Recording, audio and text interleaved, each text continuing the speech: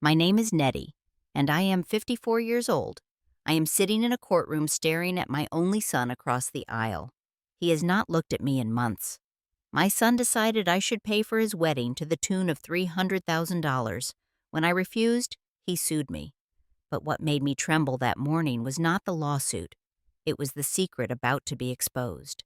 When the judge read my counterclaim, my husband's face contorted with absolute horror. Before I tell you what secret destroyed my marriage of 32 years, let me know where you are watching from today. Hit that subscribe button and stay with me because this story has a twist that even I did not see coming. Let me take you back to where it all began. I grew up in a small town in southern Ohio, the kind of place where everybody knew everybody and hard work was the only currency that mattered. My grandmother raised me after my parents passed away in a car accident when I was just 7 years old. She was a tough woman, my grandmother. She worked 2 jobs, saved every penny, and taught me that the only person you could truly rely on was yourself. When I was 22 years old, I met Gerald at a church picnic. He was charming, funny, and he made me feel like I was the most important person in the room. We dated for 2 years before he proposed, and I said yes, without hesitation. I thought I had found my partner for life, but even back then, there were things about Gerald that should have been red flags. He was generous to a fault, always picking up the tab for his friends, always wanting to impress people. I thought it was just his personality. I did not realize until much later that it was something deeper, a need to be liked, that would eventually cost us everything. We got married when I was 25, the same year my grandmother passed away. She left me everything she had worked for her entire life. A small house worth about $80,000 and $150,000 in savings. It was not a fortune, but to me it was sacred. It was the result of her sacrifice, her sweat, her love. Gerald and I agreed before the wedding that we would keep our finances separate. I insisted on a prenuptial agreement not because I did not trust him, but because my grandmother had drilled into me the importance of protecting what you have earned. Gerald did not argue. He said he understood. With my inheritance, I did not go on shopping sprees or buy fancy things. Instead, I invested. I bought a small rental property in the neighborhood where I grew up. A few years later, I bought another one. Then a small commercial space that I leased to a dry cleaning business. Over 3 decades, my grandmother's gift grew into something substantial. By the time this story takes place, my personal assets were worth approximately $1.2 million. Gerald worked for an insurance company. His salary was decent, around $70,000 a year, but he was not a saver. Whatever he earned seemed to disappear into expenses I never fully understood. He said it was business costs, networking dinners, professional memberships. I believed him because I trusted him. Our son Brandon was born 2 years after we got married. He was our miracle, our only child. I poured everything I had into raising him. I wanted him to have values, to understand that money was earned through hard work, not handed out like candy. But Gerald had different ideas. Every time I tried to teach Brandon a lesson about responsibility, Gerald would undermine me. If I said Brandon needed to do chores to earn his allowance, Gerald would slip him money behind my back. If I said Brandon should get a summer job in high school, Gerald bought him a car instead so he could focus on having fun with his friends. I tried to talk to Gerald about it many times. I would say we are not doing him any favors by giving him everything. And Gerald would smile and say, I just want to give him what I never had growing up. That phrase became his excuse for everything. His own childhood had been difficult, his parents poor, his opportunities limited. I understood that. But I also knew that spoiling a child does not make up for your own past. It just creates new problems. Brandon went to college on Gerald's dime. I offered to pay half if Brandon would work part-time to cover some expenses, but Gerald refused. He said our son should focus on his studies. Brandon graduated with a degree in marketing and got a decent job at an advertising firm. I was proud of him, hopeful that he would finally become the responsible adult I had tried to raise. But old habits die hard. Brandon's spending habits were out of control. Designer clothes, expensive restaurants, weekend trips to Las Vegas with his friends. Every time I saw him, he had some new gadget or accessory. I asked him how he could afford all of this on his salary, and he would just shrug and say he was doing fine. I did not know then what I know now. I did not know that Gerald was still funding Brandon's lifestyle, sending him money every month without telling me. That secret would remain hidden for years, buried under layers of trust I never should have given so freely. 2 years before this story reaches its climax, Brandon brought home a woman named Tiffany. He told us he had met her at a party and that she was the love of his life. He wanted us to welcome her into our family. I remember the day they came for dinner. I spent hours preparing a nice meal pot roast with all the fixings, homemade apple pie for dessert. I wanted to make a good impression on this woman who might become my daughter-in-law. Tiffany walked into our house like she was inspecting a property for purchase. She looked around at our modest living room, at the furniture I had owned for 20 years, at the family photos on the walls. Then she turned to Brandon and said something I will never forget. She said, "Wow, this house is so quaint." Brandon said, "Your family was well off." I felt my smile freeze on my face. Quaint. The way she said it made it sound like an insult wrapped in silk. Gerald, of course, did not notice. He was too busy complimenting Tiffany on her appearance, telling her how lucky Brandon was to have found such a beautiful woman. I watched my husband fawn over this stranger and felt a knot forming in my stomach. During dinner, Tiffany barely touched her food. She picked at the salad, moved the pot roast around her plate, and declined the pie entirely. She said, "I am watching my figure." You understand. I understood all right. I understood that this woman was not interested in becoming part of our family. She was interested in what our family could provide for her. Over the next few months, I watched Tiffany carefully. She posted constantly on social media, showing off designer bags and shoes, vacations to exotic locations, restaurant meals that cost more than my weekly grocery budget. Her career, as far as I could tell, consisted entirely of being an influencer. She had about 50,000 followers who watched her spend money she did not seem to earn. One evening, I was scrolling through my phone when I came across one of her posts. It showed a photo of an enormous diamond ring with the caption, "My future mother-in-law better be ready to spoil me." I showed it to Brandon and asked him what she meant. He laughed and said, "Oh, Mom, that is just how she jokes around. Do not take everything so seriously." But I was not laughing. I tried to talk to Gerald about my concerns. I told him that Tiffany seemed more interested in money than in Brandon, that her expectations were unrealistic, that this relationship worried me. Gerald dismissed everything I said. He told me, "She is just young. She will mature, and she makes Brandon happy. Is that not what matters?" 6 months before the lawsuit, Brandon proposed to Tiffany with a 2-carat diamond ring. When I asked him how he could afford such an extravagant ring, he admitted that his father had helped him. I was stunned. I asked Gerald about it later, and he said he had given Brandon a loan of $15,000 for the ring. "A loan," I repeated. "Yes," Gerald said. "He will pay me back." But I knew better. I knew that money would never be repaid. It would disappear into the void of Brandon's lifestyle, just like everything else Gerald had given him over the years. Still, I tried to be happy for my son. He was getting married. I pushed down my concerns and told myself that maybe I was being too harsh, too judgmental. Maybe Tiffany would surprise me. She did not. 1 month after the engagement, we held a family meeting to discuss the wedding. Brandon and Tiffany came over with a thick binder full of ideas, magazine clippings, and printouts from wedding websites. Tiffany took control of the conversation immediately. She said she had found the perfect venue, a 5-star resort in Napa Valley. The guest list would be 300 people. She needed a designer wedding dress, something unique, probably around $20,000. The flowers alone would cost $15,000. And then there was the band, the photographer, the videographer, the catering, the decorations. I listened in growing horror as the numbers piled up. When she finally stopped talking, I asked the question that had been burning in my mind. I said, "And who is paying for all of this?" Brandon looked at me like I had asked something absurd. He said, "Well, you are Mom. Dad said you would." I turned to Gerald. My husband would not meet my eyes. The room went silent after Brandon's words. I stared at Gerald, waiting for him to correct our son, to say there had been some misunderstanding.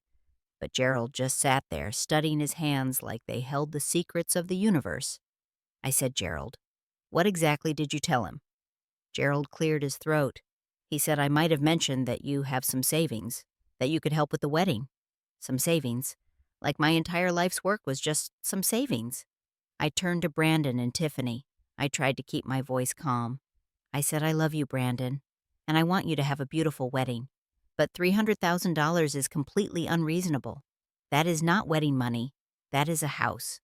Tiffany's eyes widened. She said, "So you are saying you will not support your own son's wedding?" I said, "I did not say that. I said $300,000 is too much. I would be happy to contribute $50,000 toward a more reasonable celebration. You would have thought I had slapped her across the face. Tiffany stood up from the table. She said, $50,000. That barely covers the venue. I knew you did not approve of me.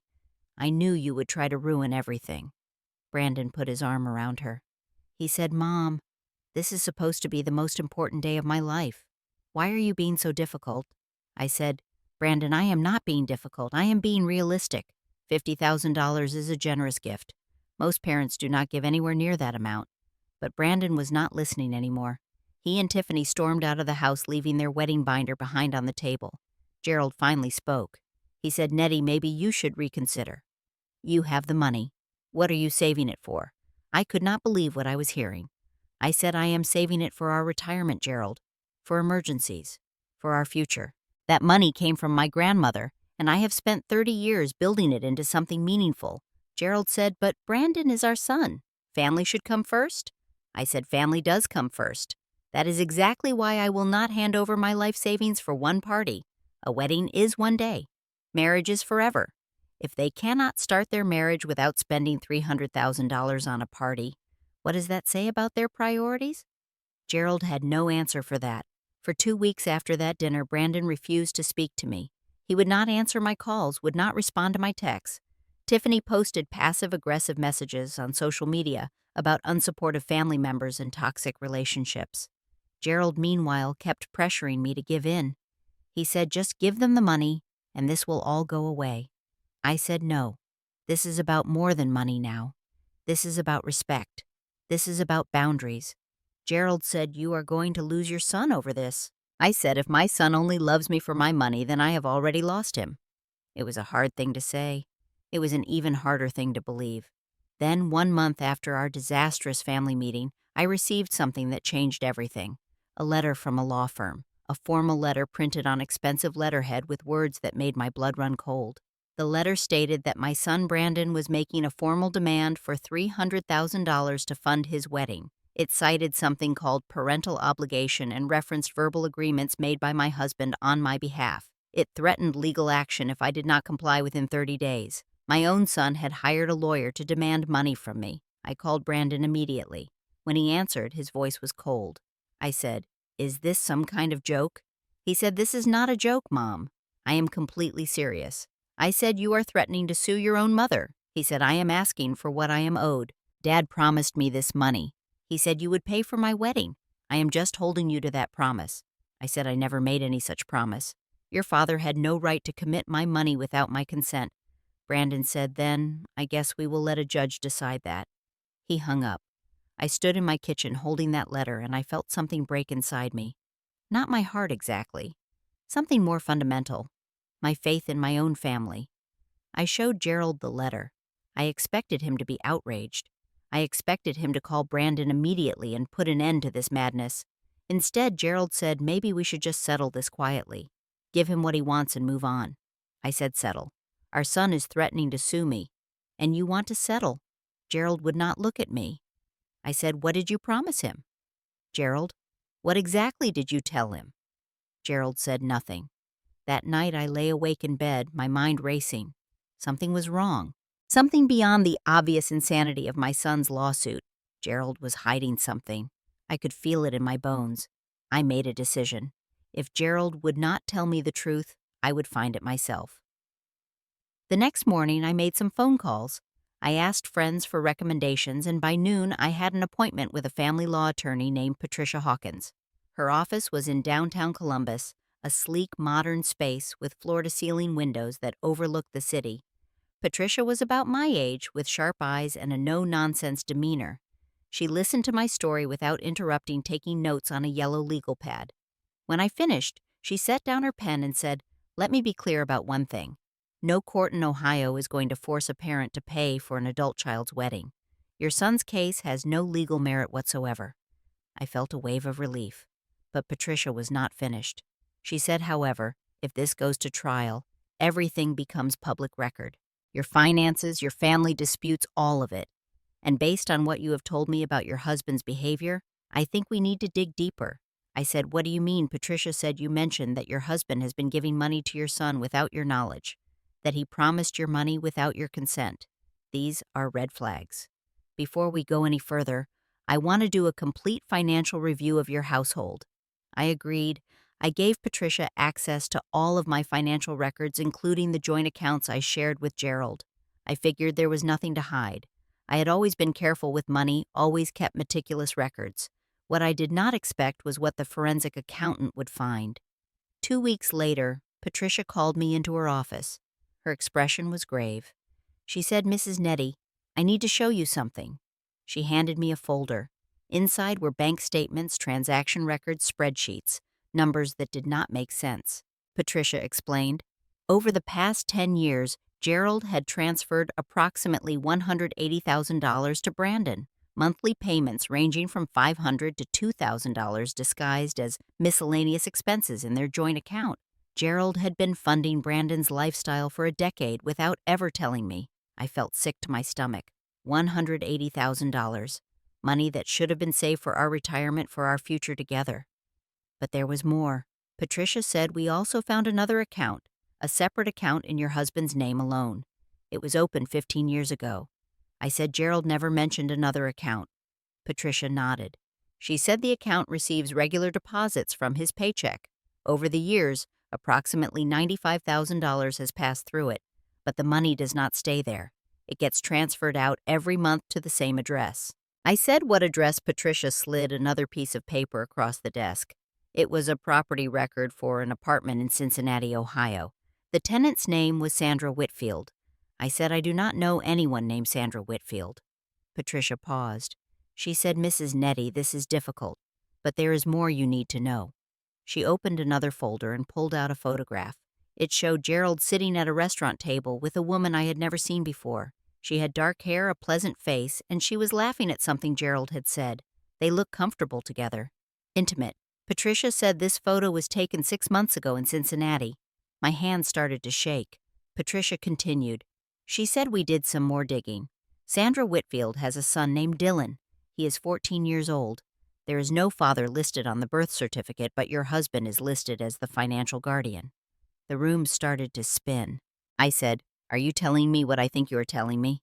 Patricia looked at me with sympathy. She said, "Mrs. Nettie, it appears your husband has been supporting another family for at least 14 years. The evidence strongly suggests that Dylan is his son." I could not speak. I could not breathe. 32 years of marriage. 32 years of trust, of partnership, of believing that I knew the man I had married. And all of it was a lie. Gerald had a secret family, a woman he had been seeing for over a decade, a child he had been raising in the shadows while I worked and saved and sacrificed.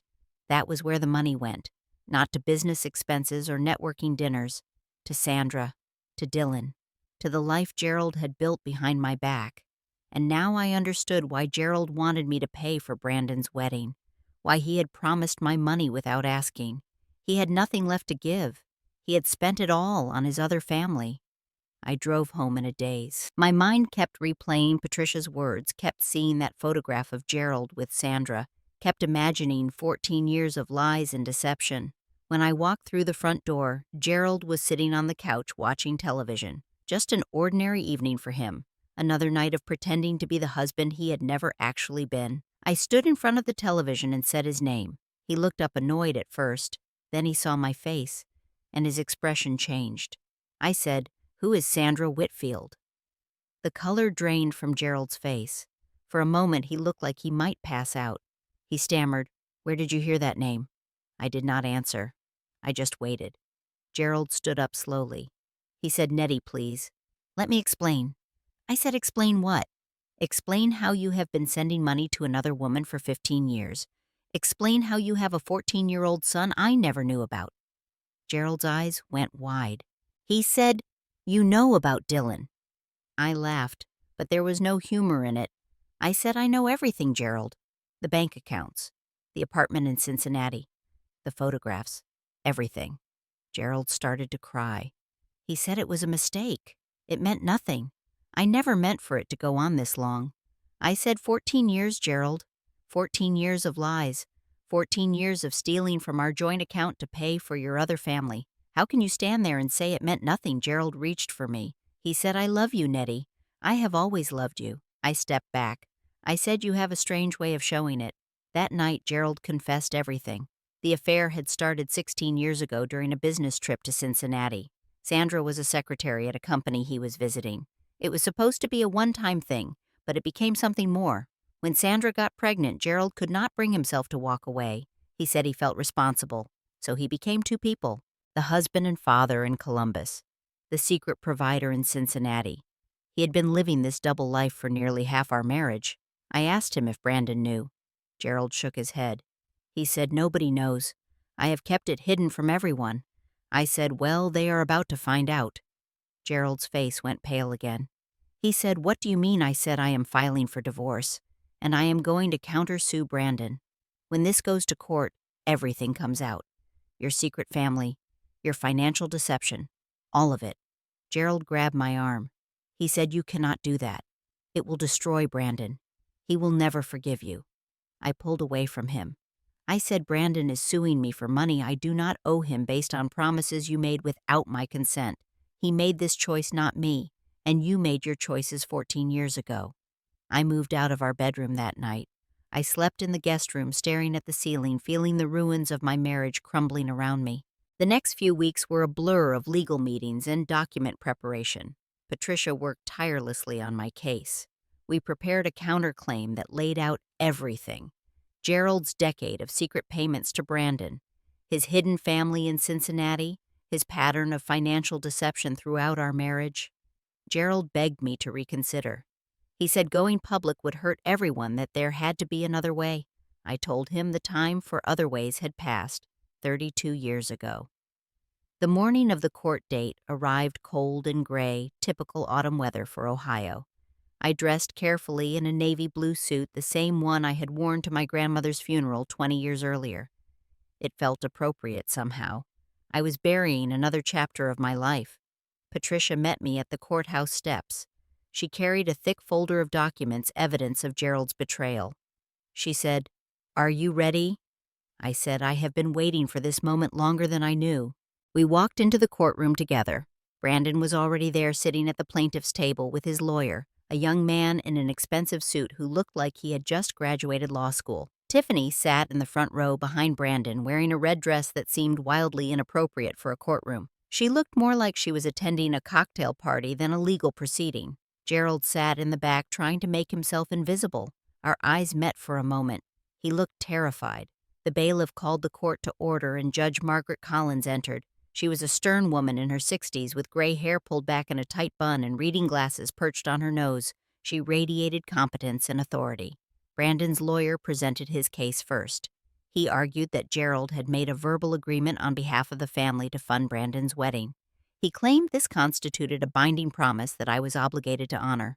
Judge Collins listened without expression. When it was Brandon's turn to testify, he took the stand and told his version of events. He said his father had promised him since childhood that his parents would pay for his wedding.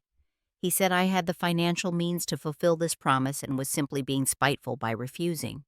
At one point, Brandon looked directly at me and said, "My mother has over $1 million in assets. She owns rental properties. She could easily afford to give me $300,000. She is choosing not to because she never accepted Tiffany. This is about her prejudice, not about money. It took everything I had not to respond." Finally, it was Patricia's turn. She stood and addressed the judge. She said, "Your Honor, we have a counterclaim to present, one that will fundamentally change the nature of this case." Judge Collins nodded and accepted our documents. As the judge began to read, the courtroom fell silent. I watched her face, looking for any reaction. For a long moment there was nothing. Then her eyebrows rose slightly, and she looked up at Gerald. Patricia began to explain. She said, "Your Honor, the plaintiff's case rests on the claim that his father made a binding promise regarding his mother's assets. However, the plaintiff's father had no legal authority to make such promises. Mrs. Nettie and Mr. Gerald have a prenuptial agreement that clearly separates their assets. Mr. Gerald's promise was meaningless from a legal standpoint." She paused, then continued. She said, "Moreover, we have evidence that Mr. Gerald has been engaged in systematic financial deception throughout this marriage. He has transferred approximately $180,000 from joint accounts to the plaintiff over the past decade, without his wife's knowledge or consent. Additionally, he has maintained a secret account from which he has been supporting another woman and her child for 14 years. The courtroom erupted in murmurs. Judge Collins banged her gavel for silence. Brandon jumped to his feet. He said, "What is she talking about, Dad?" Gerald sat frozen in his seat, his face contorted with horror. It was exactly as I had described at the beginning of this story, the moment when all his secrets came crashing down. Tiffany grabbed Brandon's arm. She hissed, "What is going on?" "What is she saying about your father?" Patricia continued calmly. She presented the evidence, the bank records, the property documents, the photograph of Gerald with Sandra, the birth registration showing Gerald as Dylan's financial guardian. By the time she finished, Brandon had collapsed back into his chair. His face was ashen. He kept looking at his father, waiting for a denial that never came. Judge Collins removed her reading glasses and addressed the courtroom. She said, "I have heard enough. The plaintiff's claim is based entirely on a verbal promise made by a third party who had no legal authority to commit the defendant's assets. Under Ohio law, this claim has no merit whatsoever." She turned to Brandon. She said, "Young man, I do not know what your father told you, but no parent is legally obligated to pay for an adult child's wedding. Period. The fact that you would sue your own mother for such a frivolous reason speaks volumes about your character." Brandon said nothing. Judge Collins continued. She said the plaintiff's case is dismissed with prejudice. Furthermore, I am noting for the record that there appears to be substantial evidence of financial misconduct by Mr. Gerald that may warrant further legal action. She banged her gavel. Court was adjourned. After the judge left, chaos erupted. Brandon confronted Gerald in the hallway outside the courtroom. He shouted, "Is it true? Do you have another kid?" Gerald could not even look at his son. He said, "Brandon, please, let me explain." Brandon said, "Explain what?" "That you have been lying to us for my entire life. That you have another family." Tiffany stood to the side, her arms crossed. She said to Brandon, "I cannot believe this. Your whole family is insane. I am done." She pulled the engagement ring off her finger and threw it at Brandon. Then she walked out of the courthouse without looking back. I watched this all unfold from a distance. Part of me felt vindicated, but a larger part just felt exhausted. This was not the victory I had wanted. This was just the truth finally exposed after decades of lies. In the weeks that followed, I filed for divorce. Gerald did not contest it. He knew he had no ground to stand on, no defense to offer. Our prenuptial agreement protected my assets, and Patricia made sure I recovered the money Gerald had taken from our joint accounts for his secret family. The divorce was finalized in 6 months. Gerald had to sell our house to pay the settlement. He moved into a small apartment on the other side of town. I heard through mutual friends that Sandra had broken up with him once she learned he was no longer financially stable. Apparently, she had been under the impression that Gerald would eventually leave me and marry her. When she realized that was never going to happen, she wanted nothing more to do with him. As for Dylan, Gerald's other son, I found myself thinking about him often. He was innocent in all of this, just a child who had been caught in the middle of his father's lies. I wrote a letter to Sandra not to accuse her or express anger, but simply to say that I did not blame her for what had happened. She had been deceived just as I had been. She never wrote back, and I did not expect her to. Brandon disappeared from my life for 3 months after the trial. No calls, no texts, nothing. Tiffany had broken off their engagement and moved to Los Angeles to pursue her influencer career. Brandon lost his job shortly after when he could not focus on his work. The golden boy had finally hit rock bottom. One evening in January, there was a knock on my door. I opened it to find Brandon standing on my porch. He looked terrible. He had lost weight, his eyes were red, and he was wearing the same clothes I had seen him in months ago. He said, "Mom, I am so sorry." I did not respond at first. I just looked at my son, this man I had raised and loved and sacrificed for who had tried to sue me for money I did not owe him. He said I did not know about Dad. I swear I did not know any of it. I thought he was telling the truth. "I thought you were just being difficult." I said, "Come inside. It is cold." We sat in the kitchen and talked for hours. Brandon told me everything. How Gerald had been filling his head with ideas since childhood. How his father had promised that Mom would take care of everything when it was time for his wedding. How Tiffany had pushed and pushed for a lavish ceremony, and how Brandon had convinced himself that he deserved it. He said I was so stupid. I believed everything Dad said. I never stopped to think about how it affected you. I said you hurt me, Brandon, more than I can express. He said I know, and I understand if you never forgive me. I looked at my son. I saw the little boy I had raised, the toddler who used to run into my arms, the teenager who once brought me flowers on my birthday because he knew I was feeling sad. That boy was still in there, buried under years of entitlement and bad influences. I said forgiveness does not mean forgetting. It means choosing to move forward instead of staying stuck in the past. I am willing to try, but you have to earn my trust back. That will take time. Brandon nodded. He said I will do whatever it takes. It has been 2 years since that conversation. Brandon and I are slowly rebuilding our relationship. He got a new job, a more modest position that pays less but teaches more. He lives in a small apartment and pays his own bills. He calls me every Sunday, and we have dinner together once a month. He is not the same person he was before. Neither am I. Gerald. I have heard is living alone now. Sandra wanted nothing to do with him once the money stopped. Dylan, now 16, has apparently refused to see him. The man who tried to have everything ended up with nothing at all. I traveled last year for the first time in my life. I went to Paris, to Rome, to Barcelona. I ate croissants at sidewalk cafes and wandered through ancient museums. I learned that there is a whole world out there that I had been too busy to notice while I was being a wife and mother. I started writing about my experiences, sharing my story with other women who have been through similar situations. The response has been overwhelming. So many women have told me that my story gave them courage to look more closely at their own lives, to ask questions they had been afraid to ask. And that brings me to the end of my story. For 32 years, I thought I had a perfect family. I thought I knew my husband. I thought my son respected me. I was wrong about all of it. But here is what I've learned. Being wrong is not the end of the world. It is the beginning of something new. When everything you believe turns out to be false, you get to rebuild from the ground up. You get to decide what really matters, what you really want, who you really are. My son sued me for $300,000. It was the worst thing that ever happened to me, but it was also my liberation. Without that lawsuit, I never would have discovered the truth about Gerald. I never would have broken free from a marriage built on lies. I never would have found myself again after decades of being lost. If you are watching this and something feels wrong in your relationship, trust that feeling. Do not ignore it. Do not make excuses for the people who are supposed to love you. Your peace is worth more than any marriage, any family image, any amount of money. And sometimes the person who hurts you the most is the one who helps you find yourself again. Now, I want to hear from you. Have you ever discovered a painful truth about someone you trusted? How did you handle it? Please leave a comment below and share your story. Your experience might help someone else who is going through something similar. If this story touched you in any way, please hit that like button. It really helps more people find these stories. And if you are not subscribed yet, please consider joining our community. There are so many more stories like this one waiting to be told. Thank you for watching until the end.